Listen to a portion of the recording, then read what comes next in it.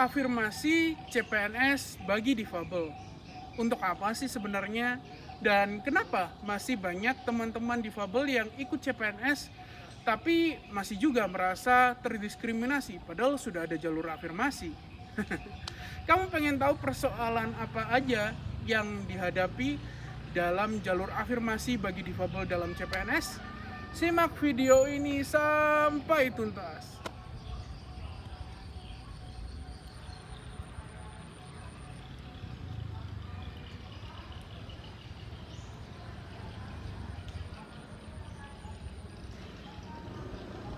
Hai teman-teman, apa kabar? Hari ini aku mau ngomongin tentang jalur afirmasi bagi difabel dalam tes CPNS. Jadi tes untuk menjadi aparatur sipil negara. Memang ada jalur afirmasi khusus untuk difabel. Jadi ada sesuatu kekhususan spesial untuk mengakomodasi difabel menjadi aparatur sipil negara. Tapi bukan berarti jalur khusus itu lalu difabel yang masuk adalah difabel tanpa kompetensi. Enggak, tetap ada tes kompetensi dasar, tes kompetensi bidang, dan sebagainya. Jadi ini adalah jalur yang memang disediakan dalam rangka memenuhi amanat Undang-Undang Nomor 8 Tahun 2016 bahwa 2% dari keseluruhan pekerja dari pemerintahan adalah difabel. Nah, tapi sebenarnya teman-teman, jalur afirmasi ini juga menyimpan banyak cerita. Salah satunya banyak juga diskriminasi yang dialami oleh teman-teman difabel. Diskriminasinya dalam bentuk apa aja sih? Misalkan, ada peraturan untuk difabel. Jadi posisi atau formasi itu memang untuk difabel. Tetapi seringkali sudah ditentukan ragam difabel apa saja yang boleh melamar dan menduduki formasi tersebut. Misalkan, dan seringkali terjadi adalah posisi untuk difabel, khusus untuk difabel fisik ringan. Nah, itu yang sering terjadi sebenarnya. Dan persoalannya lagi adalah banyak teman-teman difabel, calon PNS, calon ASN ini yang ingin mendaftar, ingin melamar, tetapi tidak membaca ketentuan ini secara mendetail. Jadi dipikirnya ini formasi untuk difabel, ya udah dilamar aja kan, toh difabel sama saja. Tetapi enggak, seringkali di dalam poin-poin kecil-kecilnya itu sudah ditentukan ragam difabel apa saja yang boleh melamar. Dan menurut aku ya memang ketentuan ini tidak sesuai dengan amanat Undang-Undang Nomor 8 Tahun 2016. Ketentuan pasal 4 ayat 1 Undang-Undang Nomor 8 Tahun 2016 tentang ragam difabel itu sebenarnya untuk mempermudah penyediaan layanan, bukan malah justru dijadikan pembatasan seperti yang terjadi saat-saat ini, di mana ya ragam difabel menjadi persyaratan tertentu. Difabel dikotak-kotakkan. Ada difabel ringan, difabel sedang, difabel berat. Nah, padahal orientasi dari Undang-Undang Nomor 8 Tahun 2016 sebenarnya adalah kepada ability, kemampuan. Bagaimana sebenarnya kemampuan itu harus dinilai tanpa perlu memandang ragam difabelnya. Dan difabel dalam Undang-Undang Nomor 8 Tahun 2016 sebenarnya berorientasi pula pada hambatan, sehingga yang harus disediakan adalah aksesibilitas untuk menghilangkan hambatan itu. So, ketika kita berbicara teman-teman, ada aturan yang membatasi, lalu teman-teman difabel belum membaca secara detail formasi itu untuk apa, persyaratannya bagaimana. Tips yang pengen aku kasih pertama adalah, satu, untuk teman-teman difabel yang mau melamar CPNS 2021, perhatikan benar-benar persyaratan. Kalau memang itu formasi untuk difabel, perhatikan benar-benar ragam difabel apa saja yang boleh melamar.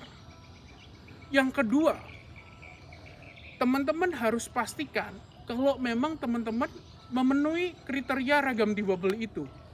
Ya memang, tapi kan ini ketentuan yang diskriminatif.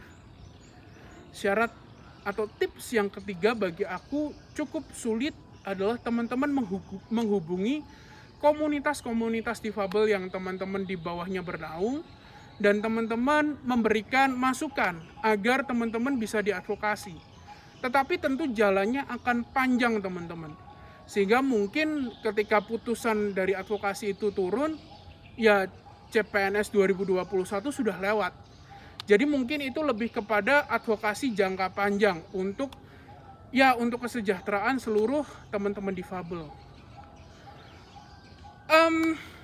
Membaca persyaratan itu penting teman-teman, karena dari persyaratan itu sebenarnya sudah tertuang keputusan. Ketika persyaratan itu memang tidak tepat, tetapi tidak ada teman-teman yang keberatan, tidak ada teman-teman yang menggugat, berarti keputusan itu tetap berlaku sah secara hukum dan secara legal. Lalu apakah kemudian BKD atau BKN melakukan diskriminasi? Aku bisa jawab, bisa iya, bisa tidak. Karena BKD sudah mengeluarkan putusan itu di awal dan tidak ada keberatan sehingga itu berlaku. Tetapi bisa dia melakukan diskriminasi karena dia membatasi ragam difabel yang boleh ikut. Jadi ini diskriminasi difabel berdasarkan ragam difabel. Ini memang satu kasus yang unik, tapi seringkali ini ditemukan. Nah, maka saran aku adalah teman-teman komunitas difabel, apapun komunitasnya, apapun ragam difabelnya, ketika CPNS awal-awal pendaftaran seperti ini, mari kita baca dulu ketentuan-ketentuannya. Kalau memang ada butir-butir ketentuan yang masih dirasa diskriminatif, ajukan saja keberatan, ajukan saja gugatan ke pengadilan untuk kepentingan seluruh difabel yang ada. Dari aku itu teman-teman, semoga teman-teman difabel yang ingin ikut jalur afirmasi CPNS, jalur difabel, teman-teman bisa sukses, teman-teman bisa mendapatkan, bisa menduduki formasi yang teman-teman idam-idamkan. Semangat teman-teman, tetap belajar, tetap serahkan semuanya ke Tuhan juga, dan aku yakin teman-teman pasti bisa kok. Teman-teman pasti bisa. Ingat, bagi aku, kita perlu baca detail persyaratan, kita perlu baca detail kriteria, kita perlu baca detail ketentuan. Jangan sampai gara-gara kita nggak baca persyaratan, kita nggak baca kriteria, lalu kita ditolak dan kita yang teriak-teriak, oh ini diskriminasi. Bagi aku, itu adalah satu poin yang kurang tepat. Karena kita yang nggak baca, kita yang nggak teliti.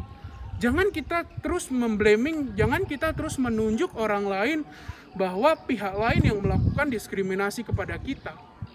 Kita juga harus bisa cerdas, membaca ketentuan, membaca kriteria, membaca segala peraturan itu. Kemudian kalau ada yang tidak pas, tanyakan dulu. Jangan sampai langsung main tuding, langsung main menyalahkan. Karena semuanya teman-teman, aku percaya satu hal. Dunia yang inklusi adalah dunia yang terbuka. Bagaimana cara membukanya? Dengan komunikasi.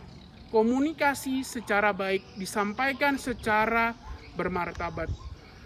Semoga ini bisa menjadi imbauan juga untuk teman-teman di luar sana yang ingin mendaftar melamar CPNS. Semoga sukses, semoga selalu semangat, dan salam antusias.